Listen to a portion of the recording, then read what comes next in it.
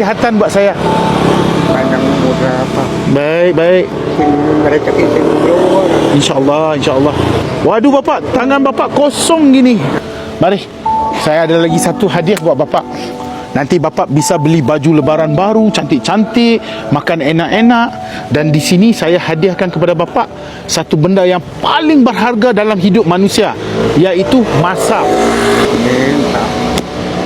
Ini seutas tas tangan, jam tangan, jam waktu, bapak tahu kan, jam detik, yang harganya 30 juta bapak.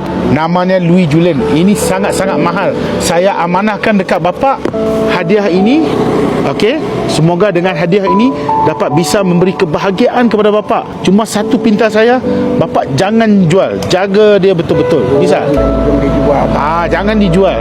Saya sudah beri bapak sedikit wang untuk bapak harungi kehidupan bapak, dan semoga dengan tas tangan ini dapat memberikan kebahagiaan buat bapak sempena lebaran nanti. Waduh, bapak cantik banget ni. Seronok bapak. Alhamdulillah. Jangan gitu bapak. Jangan gitu. Jangan. Saya lagi muda dari bapak. Saya yang harus cium tangan bapak. Gitu.